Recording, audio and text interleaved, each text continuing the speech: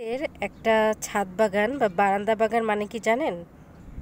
যখন যা সবজি একটু টান পড়ছে রান্না করার সময়, তখন হচ্ছে ফরমালিন মুক্ত, রাসায়নিক সার মুক্ত সবজিটা বাগান থেকে সংগ্রহ করা।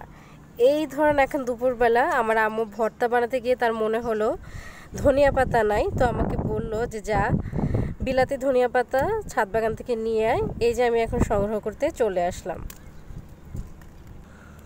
সকালবেলা নিয়ে গেছি হচ্ছে ঢ্যাঁড়স, তো এখন আমার আম্মুর মনে হলো যে ধনিয়া পাতা লাগবে, তাই এখন এসেছি ধনিয়া পাতা নিতে। এরকমই রান্না করতে করতে এক এক সময় এক একটা জিনিস নিয়ে আসতে বলে, আর আমি এসে নিয়ে যাই। আবার রান্না করতে করতে বলবে যা মরিচ নিয়ে আয় ছাদ বাগান থেকে, তখন মরিচ নিয়ে যাই।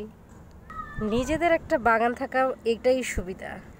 আর যারা হচ্ছে ভাড়া বাসায় থাকেন তাদেরও কোনো অসুবিধা নাই, তাদের তো আরও ভালো। যখন বাসা ভাড়া নেবেন, যেই বারান্দায় হচ্ছে রোদ আসে এই ধরনের বারান্দা নেবেন। এই ধরনের বারান্দায় কিছু সবজি কিন্তু অনায়াসে চাষ করতে পারবেন। আসলে ইচ্ছাটাই হচ্ছে সবচেয়ে বড় বিষয়। আপনি ভাড়া বাসায় থাকেন নাকি নিজেদের বাড়ি, সেটা আসলে খুব একটা ম্যাটার করে না, ইচ্ছে থাকলেই বাগান করা যায়। তো যাই হোক, এটুকুই আমার আম্মুর রিকোয়ারমেন্ট ছিল বিলাতি ধনিয়া পাতা সংগ্রহ করতে, কারণ সে হচ্ছে ভর্তা বানাচ্ছে। তো সে যেই তালিকা দিয়েছে সেটা আমার পূর্ণ হয়ে গেল। আর শুধু সবজি চাষ করলে হবে না, কিন্তু সাথে কিন্তু হচ্ছে ফুল গাছও লাগাতে হবে। এই যে পাশে একটা সুন্দর কামিনী ফুল ফুটে আছে, মাশাআল্লাহ।